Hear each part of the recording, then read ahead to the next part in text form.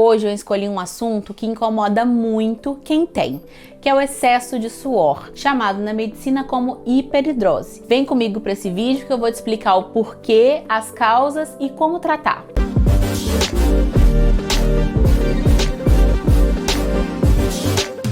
Para você ser diagnosticado com suor excessivo, hiperidrose, é necessário que você tenha um suor exacerbado, visível, em um lugar ou mais de um lugar por mais de 6 meses, sem uma causa aparente, sem nenhuma doença que cause esse suor. Normalmente ele vai ser bilateral e razoavelmente simétrico, a mesma quantidade dos dois lados. Normalmente ele vai cessar durante o sono. Normalmente começa antes dos 25 anos de idade, atrapalha nas atividades cotidianas, tem pelo menos um episódio por semana e pode ter uma história familiar, pode ser dado, seu pai, sua mãe, seu avô também tinha essa questão, esse sofrimento com o excesso de suor. O tratamento vai depender da localização. Quando o excesso de suor for palmas, plantas, testa, pegando couro cabeludo e for na axila, a primeira opção de tratamento é o antitranspirante. Normalmente ele é fácil de ser comprado na farmácia,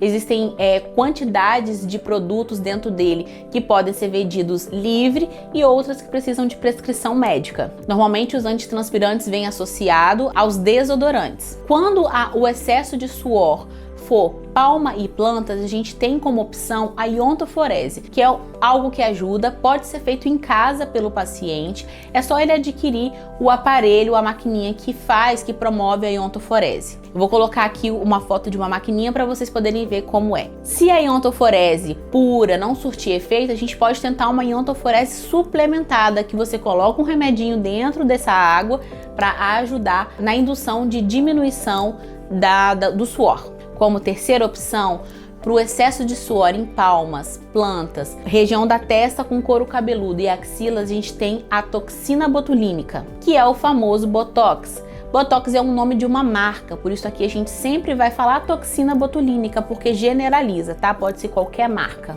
Como quarta opção, incluindo todas essas áreas que nós falamos, mais a sudorese, que é generalizada, que ocorre no corpo todo, existem medicamentos orais que podem ser ingeridos. E isso tem que ser feito muito bem supervisionado pelo médico. Como última opção para hiperidrose, excesso de suor na axila, a gente tem antes alguns aparelhos que ainda estão em estudo, como micro-ondas, algumas tecnologias, mas que ainda não estão bem comprovadas. E por último de todas é a cirurgia, que é chamada e conhecida como simpatectomia. Que aí você tentou tudo que pode, não conseguiu, você vai fazer a simpatectomia, até porque ela tem seus efeitos colaterais, né? Existem outras coisas que podem acontecer a partir do momento que você faz a cirurgia de simpatectomia. Como primeira linha para o tratamento, você precisa evitar os gatilhos. Quais são os gatilhos de suar demais? Estresse emocional, sapatos muito fechados, lugares lotados, comidas apimentadas, tecidos sintéticos, escolha sempre o que for mais próximo de 100% algodão, álcool faz a gente suar e roupas justas demais, muito apertadas. Passando para o assunto antitranspirantes, a substância mais utilizada como antitranspirante hoje ainda é o alumínio. O alumínio e suas composições, as suas modificações, moléculas menores, moléculas maiores, cloridato de alumínio, cloreto de alumínio, sesquicloridato de alumínio, ele pode ser feito de 6,5% a 40%. E aí essa porcentagem que vai determinar se ele pode ser vendido sem receita ou com receita. A indicação de usar antitranspirantes é a partir dos 12 anos de idade, quando ele contém alumínio. Existem relatos, mas é raro, de que ele possa acometer, acumular e agredir o rim e os ossos. Mas esse alumínio, para causar esse dano, teria que ser uma quantidade importante. Então, talvez só pelo uso do antitranspirante isso não aconteceria. Mas acontece que a gente vem usando, cada vez mais coisas com alumínio, então o ideal é que se tente evitar. A partir dos 12 anos de idade, pode ser utilizado o desodorante com alumínio e ele tem especificações que às vezes a gente nem sabe. Por exemplo, ele deve ficar na pele de 6 a 8 horas. A aplicação deve ser repetida entre 24 e 48 horas. A gente às vezes não precisa passar todo dia. Por isso que se às vezes você esquece do desodorante um dia,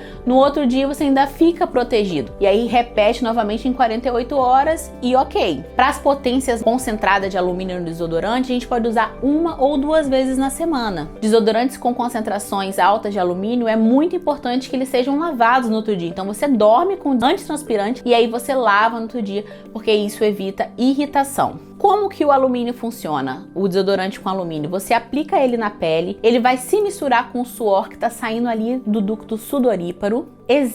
Rola uma reação química entre o sal do alumínio com o suor e ele acaba formando um plug, um tampão nesse ducto sudoríparo. E isso impede que a transpiração continue. Para evitar a irritação produzida pelos desodorantes, o ideal é que você aplique ele na pele seca. Se for necessário, se você está com pressa, precisa secar a pele rápida, use um secador de cabelo para secar a pele da axila ou a pele da mão, do pé, onde você for colocar esse antitranspirante, porque colocar sobre a pele úmida causa maior absorção dos produtos que estão ali e vai causar também um maior efeito colateral, que é a irritação. O ideal é que se aplique sempre antes de dormir, que se consiga um espaço de tempo maior possível entre uma aplicação ou outra e que se lave sempre de manhã. Um tratamento de segunda linha seria a toxina botulínica.